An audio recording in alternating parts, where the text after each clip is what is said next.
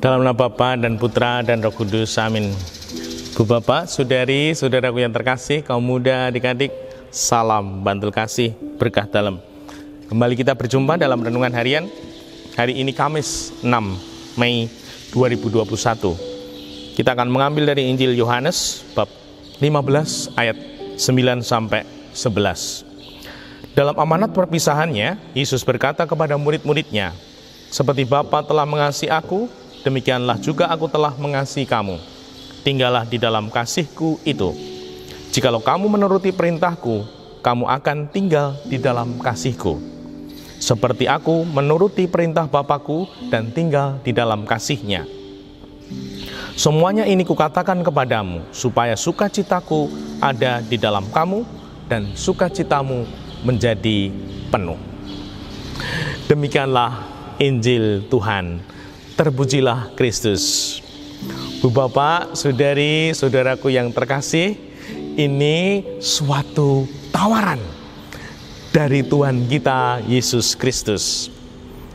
Apakah Ibu Bapak, Saudari, Saudaraku yang terkasih mau mengalami sukacita yang penuh, kebahagiaan yang penuh?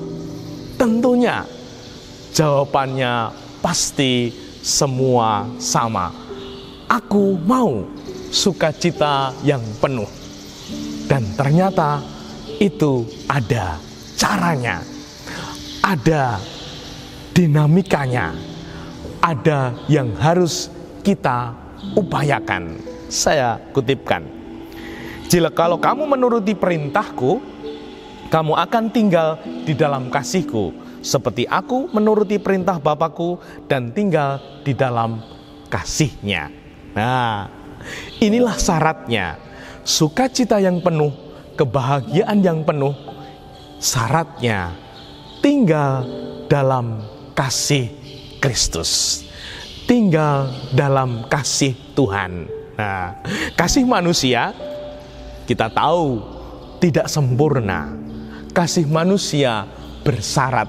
Ada guyonan ya, abang disayang kalau punya uang. Tak ada uang, abang ditendang dan lain sebagainya.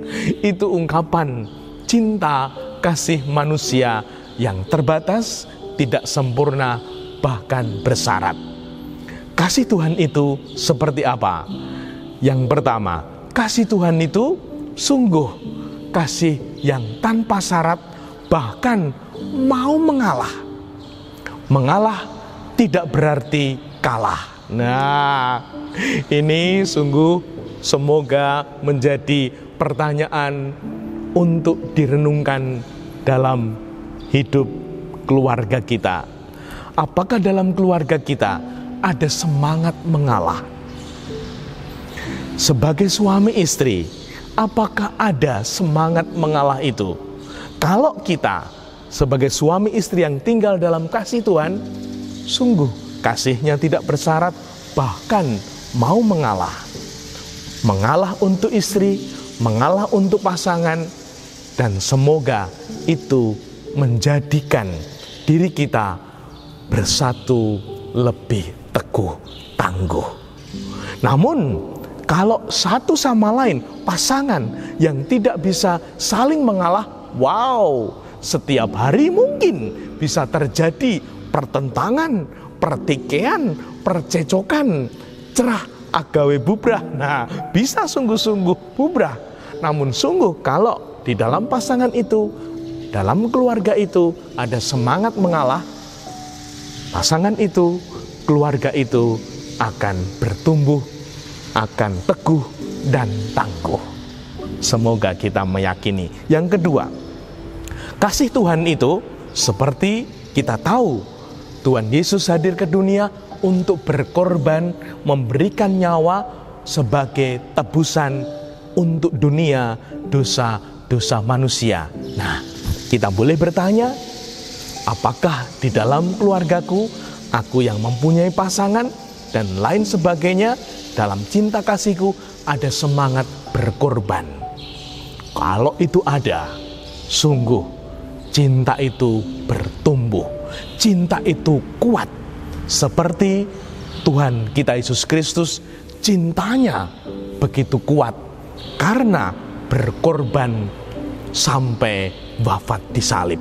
Nah, semoga kita mau bertanya, cinta yang tidak kuat ada kemungkinan tidak ada pengorbanan di sana.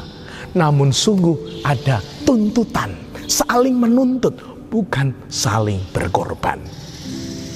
Lalu yang ketiga, tinggal dalam kasih Tuhan. Tuhan Yesus ketika menjalani salib, diejek, diludahi, ditendang, tidak mengeluh. Nah, ini cinta yang tidak mengeluh. Sekali mengeluh, kita akan rapuh. Sekali mengeluh saja, seperti kita mengatakan, aduh kok istriku kayak gini, cinta kita jadi rapuh. Namun kalau kita memuji, meluhurkan, bersyukur, waduh aku punya istri, punya suami, punya anak, punya keluarga, kita akan makin bertumbuh teguh dan tangguh. Namun kalau kita mengeluh, saat itu juga cinta kita, kekuatan kita menjadi rapuh. Semoga kita mau meneladani Tuhan yang tidak pernah mengeluh, maka Tuhan menjalani salibnya dengan teguh dan tangguh. Semoga salib masa pandemi ini kita juga tidak mengeluh, sehingga kita tetap teguh dan tangguh menjalani.